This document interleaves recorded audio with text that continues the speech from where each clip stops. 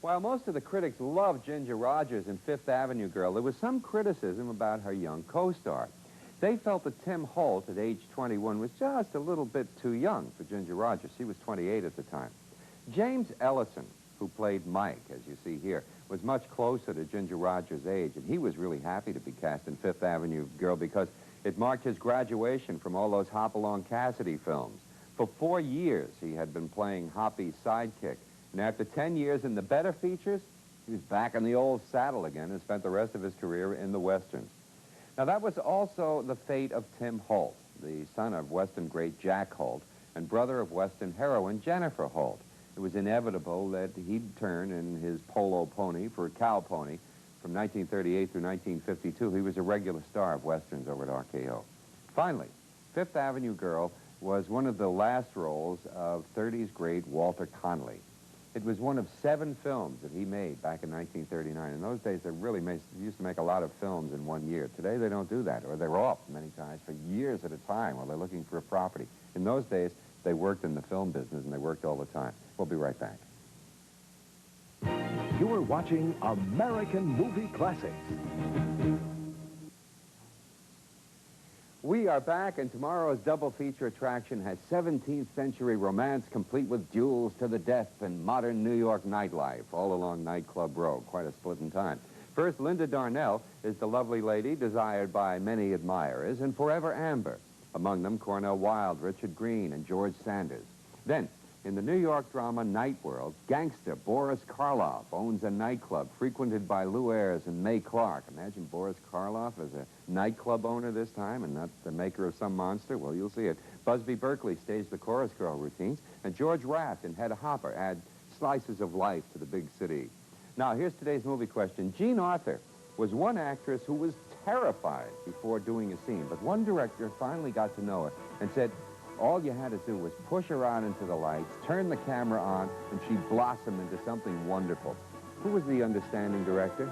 I have the answer for you tomorrow. For American Movie Classics, I'm Bob Dorian.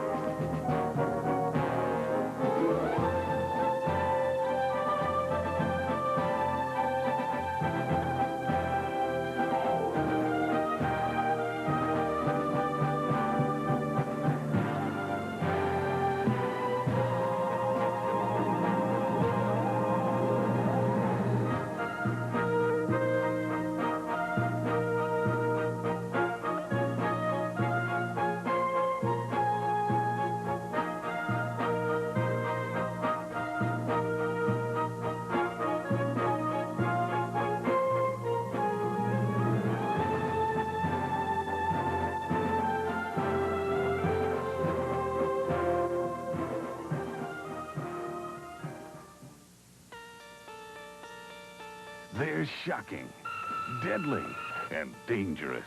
They're the stars of Hollywood Vice, a sizzling September lineup of crime capers on American Movie Classics. Tell you the truth, I'm scared to death. I want to call Washington and start getting some help in. Gangsters, cops, and G-men keep you on the edge of your seat as Hollywood Vice starts off with a bang. Richard Widmark steals the show in his hard-hitting film debut, Kiss of Death. Another Hollywood tough guy finds himself trapped in a web of intrigue. Robert Mitchum, Jane Greer, and Kirk Douglas star in Out of the Past. Next, she's cold, calculating, and filled with feminine mystique. But beware of the dangerously bitter Lady Scarface. Peter Falk stars in the story of a very risky business, Murder, Inc. And Hollywood Vice collars another classic, Henry Hathaway's landmark espionage thriller, The House on 92nd Street. Also in September, you've got a double date with 2 Hollywood heartthrobs.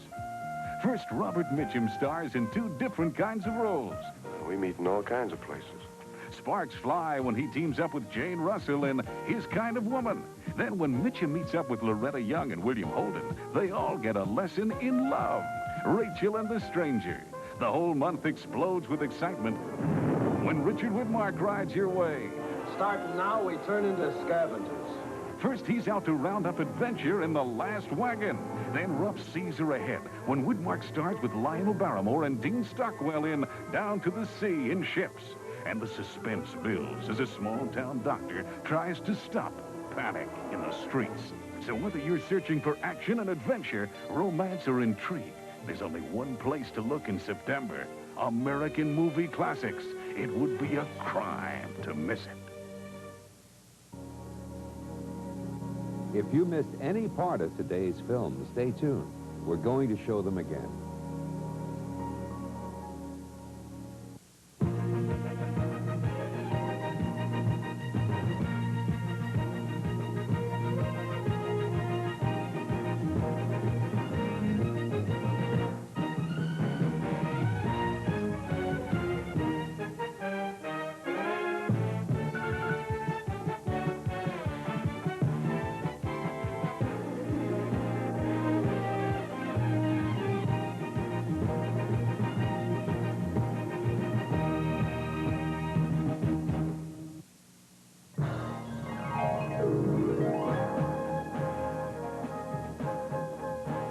Hello again, and welcome to American Movie Classics. I'm Bob Dorian. Well, today is Monday, and both of our films today star Ginger Rogers as a girl facing an uncertain future. First, in the romantic drama Chance at Heaven, she's Joel McCrea's girlfriend until he meets the rich Marion Nixon. Virginia Hammond and Andy Devine co-star in this one. It's a popular magazine series that was adapted for the movies. Then, in the comedy Fifth Avenue Girl, Ginger may be jobless, but her heart goes out to unhappy millionaire Walter Connolly, and the rest is movie history. Tim Holt and Louis Calhern are the co-stars in that one. Now, before we go any further, as is our daily custom, we had to do the answer to yesterday's movie question. In what film did the leading character insult her good friend by saying, "If I kept my hair natural the way you do, I'd be bald"? Well, that biting exchange took place first on stage in a play, and then later on film in Auntie Mame, and it starred Rosalind Russell. Later, it became a Broadway musical called Mame. Angela Lansbury delivered the line in that one. It was followed by Lucille Ball, who did the movie musical. So that was 4 in all. They got a lot of mileage out of that line. I have another question for you later, and I'll be back, of course, to tell you more about our first feature, right after we see this. Here's an exciting offer from the channel that brought you 50 years of Hollywood. It's American Movie Classics Magazine, the magazine of classic Hollywood. No kidding. And you could subscribe to this unique and informative blend of history, fantasy, and information about the golden era of Hollywood. That's right. Every month, American Movie Classics Magazine takes you behind the scenes for an in-depth look at the movies and the mavens, the glamour and the gossip, the studios and the stars. Now there's something a girl could make sacrifices for. Each colorful issue is filled with photos, features, and fun. Find out about the movie milestones and the lavish lifestyles, the image makers and the deal breakers, the rumors and the romance. It's the greatest period in Hollywood history, beautifully recreated in the pages of this elegant monthly magazine. Wait a minute, folks. You ain't heard nothing yet. And there's more. Every month, we spotlight the classic movies and fabulous festivals running on American Movie Classics. Plus, you get a complete program listing for the entire month. Remember, you heard it on this channel first. It's a spectacular magazine that no movie fan will want to be without. And it's easy to order. How do we do that? Only $9.95 for 12 issues. Send your check or money order today to American Movie Classics Magazine, Post Office Box 506, Department A, Oceanside, New York, 11572. I better mark that down so that I don't forget it. Order the magazine of classic Hollywood. Subscribe to American Movie Classics Magazine.